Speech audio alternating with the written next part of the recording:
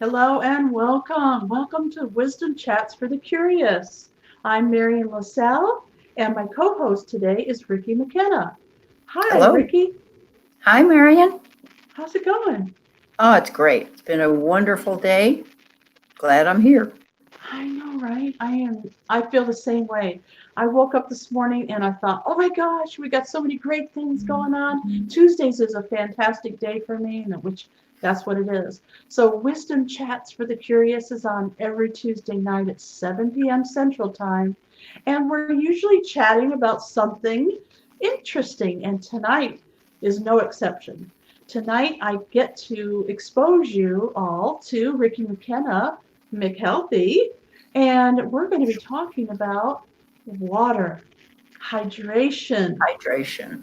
Yes, yes, yes. Oh, so we have somebody in the audience already. How about that?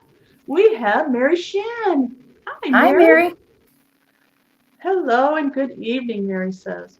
Now, we are live on YouTube and we're live on Facebook. And after the show is over, we take the audio and we put it out on all the podcast platforms. So whether you're listening to us on a replay or you're watching us live, we're glad that you're here. And if Mhm. you have any questions or thoughts or things that you would like us to discuss, feel free to let us know because we're here to serve you. Right, Ricki? Exactly. Yes, absolutely. I have this big sign on my forehead that says serve. Serve. Ricki and I both go to Unity, and they teach us. They don't have to teach us. We like to No. serve, but they teach us that servitude is like the top of the line. That's what you're really reaching for is how to serve Mhm. in the best way possible. Yep. And I want to introduce you to Ricki. I want you to know her a little bit more and know her in the way that I see her. So not only is she uh, go to the same place that I go to worship and to learn and to feel good, making friends and just I swear this is the truth. If Unity had an apartment complex or a Mhm. housing, I would live there. That's how much I love it. Oh, well, I actually feel at home there and have for years. And that was one of the reasons. That's one thing I miss when I'm not here, when I'm in Colorado. I Oh miss this yes. whole campus and the people. Oh yes. Oh, I totally get it. I get it. I get it. Mhm. So that's where I met Ricki. She was volunteering in the bookstore, Oh, yeah. and Unity has a wonderful bookstore. Ricki, I want you to explain a little bit about how you ended up doing what you're doing. Tell everybody who you are, not how you are, but who you are. Who am Who I? are you, Ricki? I am a foodie. I am woman. I am used to be wife, mother, grandmother, chef, um, lover of people, and I truly enjoy being with people. I enjoy listening to them, and I enjoy feeding them. And that means not only with words, which we're doing tonight. I meditate when I cook. When I prepare food, it's part of my way of meditating, which may be strange to some people. However, it works for me. And for years, up in Colorado, for years, I made soups, organic soups for 2.5 years and sold them at farmers markets. And as I say, I love feeding people. If I can help someone feel better, look better, enjoy their lives better, that makes me feel good. And that's basically me.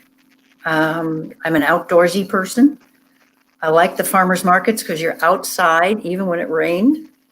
And I like working with, you could give me a picnic any day. Outside, I'm happy. And I also love setting a wonderful table. I'm one of those weirdos that still uses the silver and the china and the crystal because it's pretty. And food has to look pretty as well as taste great. Um, and I also am a coach. I'm a certified life coach through the Life Mastery Institute. And that is enabling me to really help people understand who they are and come from within their hearts and bring out whatever is in them that needs to come out and help them move ahead in their lives. And that's really me. Wow. Well, all she said doesn't do her justice, honestly. Um, I I've really gotten to know Ricki better over the last couple of weeks. I've known about her, or I've been around her, at Unity and different places, but now we're starting a more personal relationship, Mm. and it feels so good. I got to tell you. And she did something really cool today. She was our speaker at the Spiritual Business Zone, and that is held at Unity in the Welcome Center the second Tuesday of every month from 11:30 to 1, and then we get to go to lunch afterward as a group. And her topic was about hydration, about water. And so I wanted you to take a little time today to discuss what it was that you went over with us, because nobody was yawning, nobody was, looking away, nobody was, playing with their phone. Everybody was very, very interested. You're a very good speaker, teacher, and your facts were interesting. So tell us a little bit about, I know you can't go through the whole presentation, No. but what are the highlights that you taught us today? Oh, before you start, Yep. Karen's Hi, here, Karen. and she says we're looking good. Thank you, Karen. And thank you for being there today, Karen. Yes, thank Yeah. you. Appreciated your input. Hydration, it's probably, in my unhumble opinion, it's probably one of the most important things we can do for ourselves. Hi, Ruth. That's Jody Jody. Ruth. That's Jody. Hydration is vital. We are made up of about 60 to 70% water, and it is salt water, because if you ever lick your arm or your hand or the back of your hand, especially when you've been sweating, it's a salty taste. And in that salty stuff are something called electrolytes.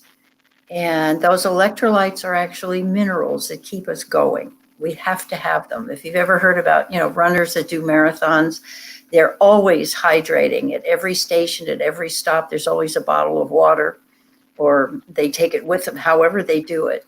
Hydration is meant to not only make you feel good and slake your thirst, but it feeds every organ, every tissue of your body. It helps plump up wrinkles. It helps your blood. Oh, that's good. Okay, that's it. Good one. We're done there. Okay, we can call it now. You got your water. And you know what? I left the water in the kitchen. I'll have to go get that. No, water is absolutely vital. You've heard of people surviving for days and days without food, particularly because they were stranded somewhere, but somehow they had water. As I say, we're about 70% salt water. Okay, I have a question for you. And Yes, please, if you all have a question, anybody that's in Facebook or on YouTube, if you have a question, just type it in and I will bring it to Ricki's attention. My Great. question is about electrolytes. We've all heard about it, but what is it? You kind of explained it. It's like minerals or something. It takes things, but what is an electrolyte? You're going to put me on the spot I'm here, Marian. sorry. Definition of electrolyte, What I'd the have heck to is it? actually go look up, but we all hear we need potassium, we need magnesium, we need sodium. Those are electrolytes. Okay, so We are minerals and- electric. I see. The body is electric. We work on electrical signals. Your heart works on electrical signals. And the rhythm of your heart can be interrupted by electricity. Seriously. And by depleting ourselves of the electrolytes when we sweat or glisten, as women are supposed to do, it can make you feel faint. It can literally, it will kill you if you're totally depleted of the electrolytes. So within the water and within the foods that we eat, we have electrolytes. Potassium, yes, water. And sometimes people say for potassium, eat a banana. That's fine. By the way, peaches also have as much potassium as bananas do. Just to let people know, there are other foods that are high in potassium. And I talked about a little bit about vegetables. Not only water helps you hydrate, but if you're eating juicy fruits, juicy vegetables, juicy in that area, that's also good. That's also part of the 6 to 8 glasses that we've been told that we're supposed to have every day of water, that is. If you include water in things like juices, dilute your juices, frankly, because you're going to get more water that way and you're going to get less sugar. Because juices, for example, from oranges, orange juice is wonderful, but when I see people drinking an 8-ounce glass of water, I want to go, oh my God, you're flooding your body with sugar. Oh, you said water, And but you meant orange juice, I'm sure. yeah, You said Oh. 8 ounces of water. well, 8 ounces of orange juice, Right. particularly, you're better off eating the orange because then you get the fiber and you get all the other nutrients that are in the orange other than the juice, which is concentrated sugar.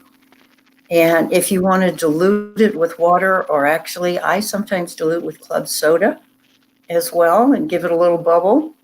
My kids and grandkids like that. They like the cranberry juice, which is usually loaded with sugar, but I dilute it mostly with either water or carbonated water. It's just club soda. And it's vital. By the way, just to give you a story, I do a lot of work with seniors because I am one. And what I've seen in some of the senior residences is nobody likes to drink water because, to put it very bluntly, they have to pee more. And what I say to them is, I don't care. There are plenty of restrooms in here. And if you do have to do that, remind yourself to drink water to make up for it. Because set your watch, set your phone for on the hour, on the half hour. Every time you pass a water fountain or a water tank, take a drink of water. And I had one woman. Well, I hate to interrupt, but this is exactly what happened at Shirley's home. So Shirley has Alzheimer's, and I'm in charge of her care, and she lives in a personal care home right now. Right.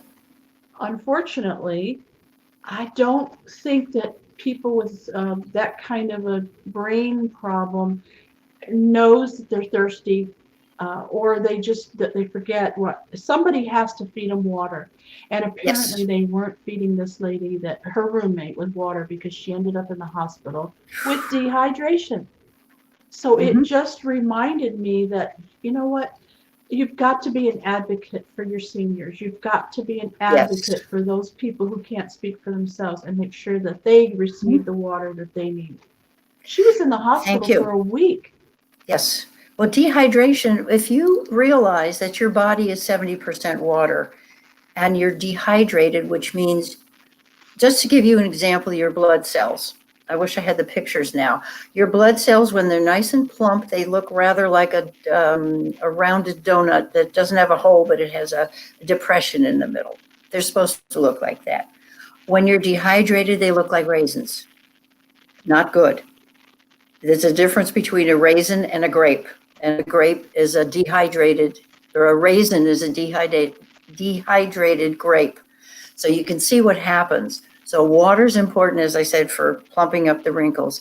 However, it's also important so that you have enough urine so that you can process the waste in your system to eliminate it, so that every organ in your body is fed and it keeps you from being tired.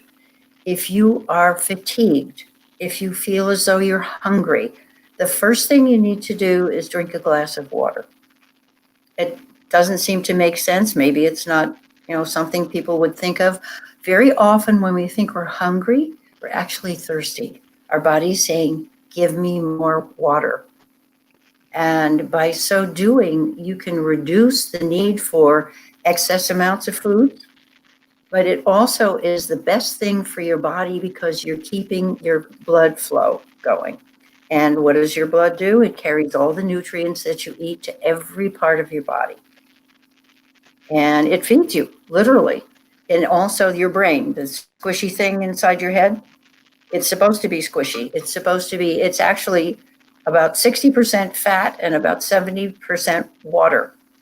And as I said today at Unity, if somebody calls you a fathead, say thank you, because fat feeds your brain and water helps it to get there. Okay? So if you're hungry, drink a glass of water. If you're First. foggy, if you're Oh, feeling sluggish, if you're feeling like you just can't wake up, drink a glass of water first. And then how long should it take before you feel the effects of the glass of water? What is it doing? How long should it take? That would sometimes depend on how depleted you might be, how much water you haven't been drinking, and how much water you're currently drinking. I know there are times when I've been sitting at a meal and I'd have a glass of water that's probably 8 to 10 ounces, and I don't even realize it. I keep drinking it, and all of a sudden I've gone through the whole thing. And I might have a glass of wine to go with it or to go with the meal, but I don't realize how thirsty I actually am until I see that the glass is gone, the water's gone. And water, without it, the title of the talk today was Hydrate or Die, which actually I adapted from a company called Camelback. And I first heard about them and that motto in Colorado because that's their motto. So, and they make backpacks with water bladders in them so that you can backpack, bike ride, hike, do whatever. And you have this wonderful tube that comes and goes right into your mouth, so you don't even have to hold a bottle. And I love that because it's true. You hydrate yourself or you're liable to die. And I don't want to be maudlin about it, but one of the things that I suggest, they mentioned today was several different signs that you're becoming dehydrated. And if you're thirsty, you're probably already dehydrated. But there are things like very dark urine. Your urine isn't light enough. It's supposed to be a light yellow. No tears when you're crying. Or I've never very had that little happen, okay? dryness. I've never had no tears. Good. Oh, yeah, and they dribble down. Okay. Fatigue is a sign, can be a sign of dehydration. There's a whole headaches. list of I've them. heard headaches. Yes, headaches, and actually body aches. You can Well, feel that's right. You were talking about drained. joints, right? You were talking about our joints get lubricated with water. With water as well as with other nutrients that go in, but the water is what carries the nutrients. So if you're not drinking enough water, you may not get those nutrients through your body. Oh, so Karen says that salmon and roasted root vegetables are on the menu tonight. Very What time good, dinner? Karen. Yeah, I told her, they have a long-running book club, and Karen, she happens to cook for them, and for their book club. And I said, you need to, because they're not going to invite us. We're not invited. So I said, you just need to start a new one, and I'll help clean up or whatever. Yeah. Okay. Okay. Whatever, and Karen. I hope that you don't peel the root vegetables. I hope you scrub them and eat the outside, because part of what we need to go along with the water in our systems is the fiber that's also found in the skins and the peels of root vegetables. Did you hear that, Karen? Don't peel them. Don't peel those vegetables. Well, you can peel some, but, and juicy vegetables, by the way, as I said earlier, juicy fruits and vegetables also count for your water consumption. And there's so many easy ways to drink water. If you don't particularly like the taste of water, which water shouldn't have any, add some lemon juice, lime juice, orange juice, whatever kind of little something that you like to give it flavor. And also, consider the source if you have plastic bottles versus glass or stainless steel. That's another very important thing that people don't seem to realize. A lot of the water that you find in the stores is transported in trucks that aren't either refrigerated or kept at a certain temperature so that the water gets heated. And it's lovely to have convenient bottles of water, plastic for parties or whatever, but one of the things that I advocate really highly is get yourself a water filter on your faucet in the kitchen. And if you have a refrigerator that has a water dispenser, make sure that the filter is clean and it is replaced at least every 6 months or whatever the advisory words are on it. Those are two things that will not only save you money, but also save your body from getting the phthalates and the things that plastic leaches toxins into water, especially when it's heated. And if you've had a bottle of water in your car for I don't know how long, and it's gotten heated and cooled, please dump it. And I don't dump plastic. it. I don't dump it, but I don't drink it either. I leave it in my car for emergencies. There's all kinds of different things. Like one day somebody threw, I don't know what it was, they threw at my car. And I was glad I had those bottles of water in the car so I could rinse off my, I don't know, it was an egg or something. Somebody egged me. But you're right. It gets so hot here in Houston. Yes. You know that you know that plastic is leaching in there. I have another question for you. Yes, ma'am. Now, I love to drink water. I love to drink iced tea as well. But water, like you said, it doesn't really taste that great. So I put lemon in it every time. Is that okay? That's fine. Okay. Absolutely. So I don't have to have Actually, sometimes just plain water. I can always have a little lemon in it. you Or can have a little lime or lemon or even orange. People don't realize you can squeeze a little bit of orange in the same as you can lime or lemon. And the other part of that is just keep drinking. Yeah. And sometimes what I've found, and very much so in the weather that we're having now, the cooler weather, but one of the things I've recommended to my clients for years, the first thing you drink in the morning is you warm up your water, put it in a tea kettle or, whatever, hot water and lemon juice, because it cleanses your system. And when we're sleeping, when we're prone, everything seems to gather in the body. So what the water does with the lemon in it is it helps clean out your system to begin your day. Then you can go ahead and have your breakfast and have your tea or coffee or whatever it is. But try a little glass, even if it's half a glass of warm water or boiled water with some lemon juice. Squeeze a quarter or half a lemon in, whatever works for you. Well, that's something I'm going to start doing right away. I am going to drink hot or warm water and lemon juice every morning. Every morning when I wake up. Mm-hmm. Now, what I've been doing, for those of you who don't know, Ricki is a representative of a company that I love. It's called Zurvita or Zurvita. Mm-hmm. And they make a drink that I just love. It's called Zeal. And it's made by the same company that does the Emergen-C. You all seen the little packets of Emergen-C, like when you feel like you're getting a cold, you get your Emergen-C out, and it tastes really good. It's in orange and all these different flavors, right? Well, I really, really like it. So that's the first, before I do anything, I drink that. So now what I'll do is I'll drink the hot water with a little lemon in it first, and then I'll drink my Zeal. Mm-hmm. And already I've had 2 glasses of water. Had 2 glasses of water without even drying. Yes. And okay, we've got some questions in the Mary Shinn says, my pediatrician would not let me put milk in plastic bottles for my children. He said milk really leaches the impurities from the plastic. Very good, Mary. I'm glad you followed your doctor's approval. Yes.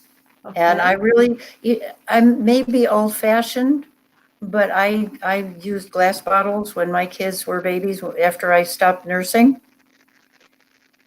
And it's not that big a deal to clean them out and make sure that they're clean and then put the milk in there. And actually, I drive people crazy. I save jars and bottles, I and I have love jars and everything in bottles. glass for I'll buy storage. pickles just so I can have the glass bottle. Yes. And they're absolutely wonderful for storage. Thank you, They Mary. don't leach anything. Thank you, Mary, for mentioning that. That's great. They do not leach toxins or phthalates or any of the stuff that's in the plastic. They're totally inert, and you can see what's in the bottle or the glass. We also have a question in the comment section. This is from Peggy Moore. She said, what do you say to someone who has been told they drink too much water? Well, first I would ask, why are they saying that? Is someone going through depletion of the minerals? They may be depleting minerals by drinking too much. There's got to be a reason that somebody's drinking so much that they're considering it too much water, but who told them they were drinking too much water? What's happening? Fine, there's more than just you're drinking too much water. You may be depleting a lot of the nutrients. You know, I saw a TV program the other day that had somebody, they were doing like a pie eating contest, and in between trying to get it down, they were drinking water, and they drank so much water that they had to have an emergency team come in and release their bladder. So Yep. I can see that that would be too much water, but it doesn't sound like Peggy's talking about that. Peggy, can you give us a little more information about that? Is that somebody that you know, or you were just asking the question? We want to know. I wonder why somebody would be drinking so much water, for one thing, unless they are extraordinarily thirsty, which could possibly mean that there's something else out of balance in their system, and they're trying to compensate for it. Some people with a dry mouth syndrome may be doing that, where they could be using other things besides just plain water to help with that. Interesting. Okay.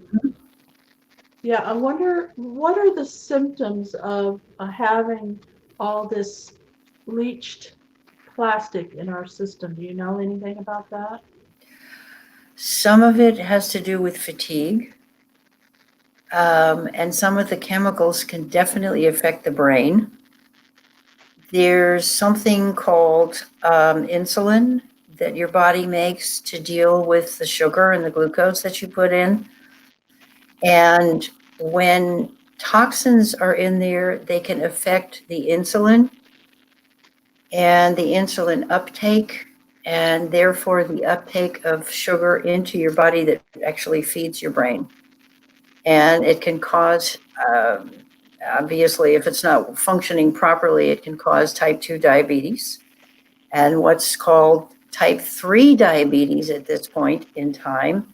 The doctors are finding that the insulin, it's the overabuse of insulin making it work too hard, intake of a lot of sugar and intake of a lot of carbohydrates that are requiring more insulin processing is unfortunately causing obesity and diabetes. They call it type 3 diabetes because it's being caused by insulin. It's not working properly. I'm not going to get too technical. Right. Yes. We got to keep it a little bit light, huh? Yeah. Well, you really encouraged most of us today, not most of us, all of us. I really literally looked around the room as you were giving your presentation. Everybody was riveted because we want to feel better. We don't want to be overweight. We do want to feel really good. And if drinking water can help, I mean, that's just a simple little change that we can make. You know, reminding ourselves. I like what you told us to do is you carry this thing around with you everywhere you go. Why not put some kind of an alarm on here that says, "Hey, drink some water." Sure. Just drink. Drink some water. Oh yeah, drink water. But drink. Well, they might be passing a bar at the time, and if they just say drink, you know, Well, No, what I said in that, I remember what I said about that, Marianne. I said, if you're having a glass of wine, consider having a water back always. And I love drinking wine with my meals, specifically dinner, particularly, and sometimes lunch if I'm feeling festive. And I also drink a bottle of water. For every glass of wine that you have, it's suggested that sometimes you drink two glasses of water. And yes, you may have to excuse yourself from the table, but that's perfectly okay. Yes, it is. Yes. It also helps your body to process the food and to helps it process it through your system, without which it won't flow as well. This reminds me of when I was a truck driver. Yes, ladies, I was a truck driver.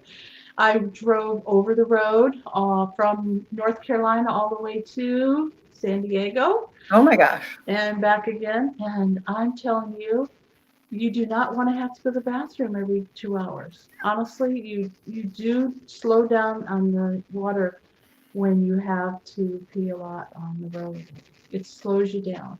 Mm-hmm. And it's unfortunate, but they have come out with a lot of interesting gadgets for women now because men, they have it easy. They can just pull up a bottle and they're good to go. Women, not so much. Although I did try. I tried a few devices. Oh, Marianne, I'm learning more and more about you every day. Oh, Marianne I really have to say, you are an incredible human being. Spiritual being in a human package that's beautiful. Oh. And the more I learn about you, the more different things I find out about you, the more I appreciate who you are. And I'm just, you bowl me over sometimes with all your talents and the different things that you've done in your life. I get criticized for that as well. Some people think it's really cool, and other people are like, how many jobs have you had, Marianne? Like you can't keep one, Oh. It's true, I get bored, or I want to experience as much as I possibly can. I remember as a child thinking, when I grow up, I want to be a chauffeur. So that never really worked out. I'm not really chauffeur material, but I did go to work for Uber for a while, which was quite an experience. Okay. I found out that you do not want to do that as a woman or as a decent human being after 10 p.m. because those people are drunk and they're just not courteous at all. They're disrespectful. And it didn't take me long to realize that was enough of that. But I did think about writing a book about it because of my experiences. Why not? Oh, I think there's a book within every one of us. I have a little book that's growing, by the way. Oh, yes. Tell me about your book. It's called Eat Well and Eat Right, and it's a guide to eating organic. Not everything needs to be eaten organic because people feel as though it's a very expensive way to eat. And my contention is, yes, it can be. It'll cost you a little bit more in your vegetables and your fruits and so forth, and the meats too, if you're eating meats. However, it's a lot less expensive than spending time in a hospital or having to go to the doctor and having a lot of complaints because there are things that are in some of the foods that are not done organically. And I recommend going to ewg.org. It's Environmental Works Group.org, and finding out what their Dirty Dozen Plus and their Clean 15 are as far as vegetables and fruit. Thank you. Mm-hmm. Yep, that's it. And they will give you a list that I would adhere to. And I had an incident the other day with some apples where I was gifted with some apples and I was delighted to have the apples. And I realized that they weren't organic. And so I said, thank you. And I took them and I disposed of them. But not to eat vitamin K lettuce was okay. So for those of you who are listening as a podcast, I will read what Karen is saying to us. And she's saying, my brother-in-law was told with his heart condition not to eat vitamin K. Lettuce was acceptable. Have you heard of this mentioned by heart doctors? Not specifically the vitamin K, because many of the doctors just say, especially if they're putting their patients on a blood thinner like Coumadin or one of the blood thinners, because of the possibility of stroke. They may have had a stroke and they want to lower the possibility of a repeat. But what they're saying is if you're on a blood thinner, the vegetables, green leafy vegetables, are excellent for helping blood flow. And so they're limiting people on the green leafy vegetables, which contain vitamin K. And my contention is that if you're eating the green leafy vegetables and you're helping your blood flow, you're also getting the other nutrients that are in the vegetables and the fruits that are helping your body to boost your immune system. And so there's a conundrum there, a bit of it. And please don't go to your doctor and say, I'm not supposed to eat, take the medicine anymore because somebody said that you better eat green leafy vegetables instead. Check with your doctor first, please. And I'm happy to work with a doctor as well as with a client of mine. And often that happens. There'll be the two of us working the nutritional part and the medicinal part. And as far as I'm concerned, food is medicine. Yes, yes, and I think doctors tend to forget that, or they're as confused as we are because there's a new diet fad or whatever going, every day. There seems like something new. Now, don't do that because that's bad. What we told you last time, no, don't do that anymore. That's going to cause you to have a heart attack. Now we want you on this fad. We want you over here eating this. Yeah, for many years, somebody said don't eat eggs. If you're going to eat eggs, eat the egg whites because the yolks have a lot of fat, but they also have the enzymes and cholesterol, but they also have the enzymes that help digest the egg. Almost every food that we eat, especially vegetables, have enzymes in them that help the body digest them.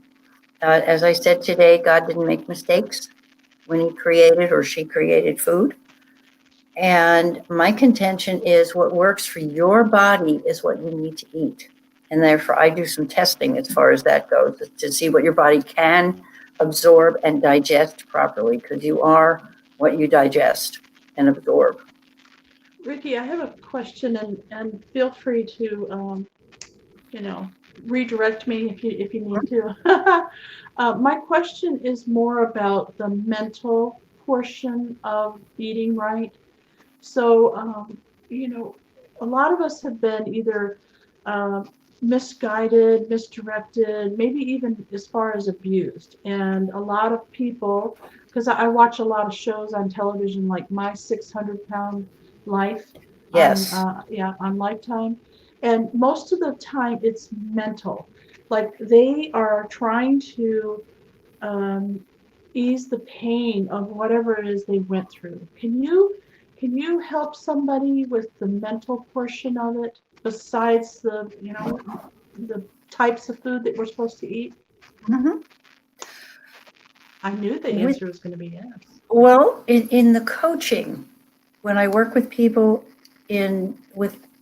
I'm not a specialist in eating disorders, but very often I will have people say, I crave this or I crave that. That's not necessarily an eating disorder. That could happen with eating extraordinary amounts of sugar, added sugar. And what happens when we eat something like that, when we don't have it, sugar is almost like a drug, and it gives us a feeling of satiety and a good feeling. And it unfortunately wears off very quickly. So therefore, we sometimes go for more. And it's not really that we're hungry. It's that something in our body chemically has gone off balance. And in order to satisfy that something that you can't particularly name unless you dig deep, which is what I do as a functional nutritionist, and I dig into the social, mental, emotional part of why are you filling your body, and not you specifically, but people in general will do this. Food becomes sometimes a substitute for love, and that could go back to, I was speaking with somebody the other day about how when she was upset, her mom would say, "Come on, let's go have a hot fudge sundae." And so this morphed into, as she grew into an adult, what do you think she did when she was upset? Oh, She let's went go out and have had a hot fudge sundae and everything will be all better. all better. And so the accumulation of all those hot fudge sundaes can add up to something that we really don't want on our systems. And it can be thought of as protection.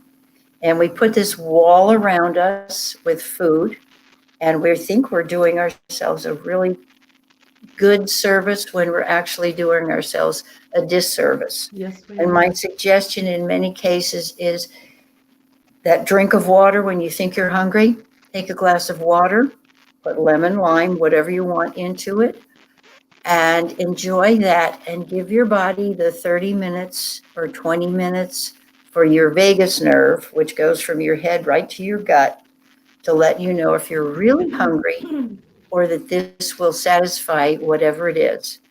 Sugar is as addictive as cocaine. Thank you, Lauren. Yes, Lauren Vines is Mhm. here in the chat room, and she is saying that she's heard that sugar is as addictive as cocaine. And actually, I think it's worse because it's legal.